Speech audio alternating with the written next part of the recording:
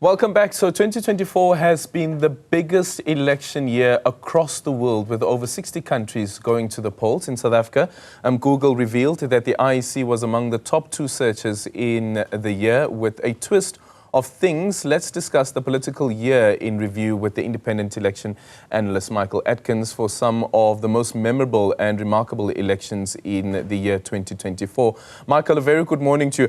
I kind of feel like, you know, there was a period when we used to have you a lot on the show, a lot on the channel and other channels as well, and various media platforms as well, and things seem to have almost simmered down. What happens to Micheal Atkins during periods where we quiet down a bit when it comes to elections? Well, I actually continue with election work. I do analysis of the patterns of results. I've been busy with electoral reform issues. We have this ministerial panel that's working very hard at the moment. And I obviously follow any current news in terms of elections, like the pending court case with MK. You know, so yes, I keep myself busy in terms of election work on an ongoing basis. Okay, so still being busy with the election work. So speak to us about some of the memorable moments that stood out for you when it comes to the elections. Maybe let's start off from a global perspective, and then we'll zoom into South Africa, because there's a lot to discuss about what happened in our elections, and also the point that you have raised around how the results were calculated. But let's start off from an international perspective, some of those that stand out for me. Sure. Look, obviously the big news internationally is Donald Trump in the USA. You know, I think that took a lot of people by surprise. You know, the actual votes were fairly close, although the Electoral College votes were quite emphatic for Mr. Trump. And I think if you go back a couple of years, nobody would have expected him to be in the position that he is now. But clearly there's a lot going on in America, you know, in terms of the society, people's views on a number of different issues that maybe a lot of people didn't take into account. Okay, so so that's the USA, and then the other one? Right, well, change of government in the United Kingdom after 14 years of Conservative Party, the coalition or single rule. The Labour Party has taken over in Great Britain, and it was a crushing majority in terms of seats.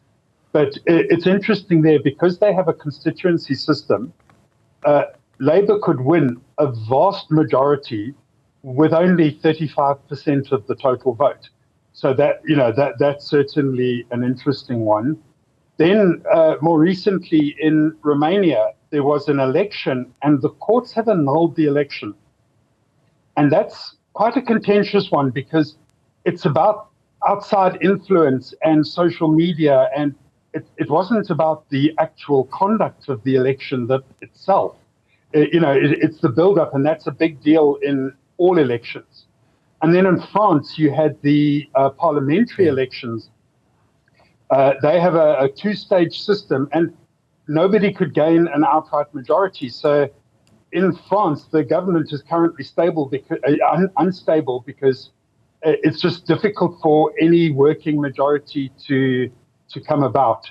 And then obviously closer to home, we have Botswana with a change in government after a very long time, you know, and their election system has worked in the sense, not choosing favorites, but it's worked because you can have a change. People can decide that, you know, and that's what the meaning of the vote is. And then, of course, here in South Africa, the fact of the GNU being forced on it rather than the original one in the 90s. You know, so it's obviously a big change in the landscape in South Africa as well. Yeah.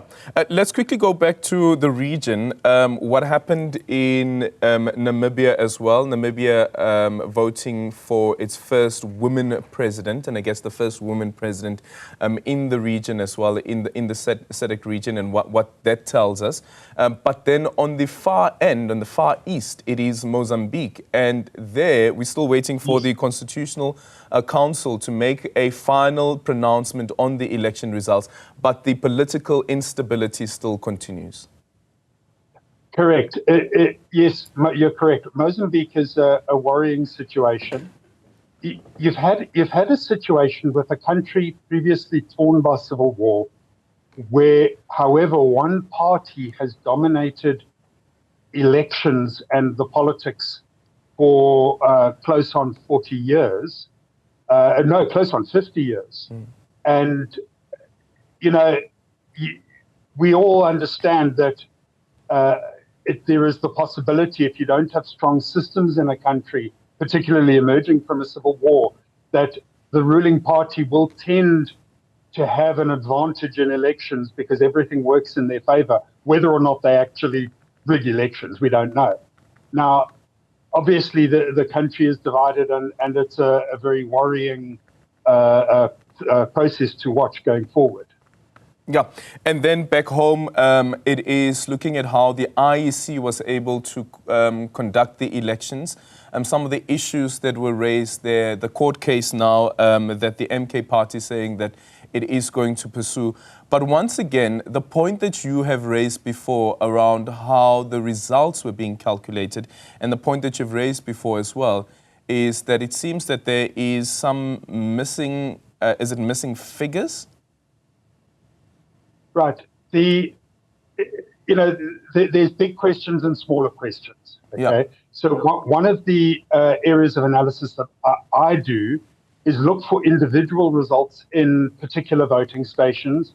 And sometimes there's patterns of results that don't always get picked up by the audit and verification. This isn't a quality control issue. It's not a rigging issue. It's not anything of that nature.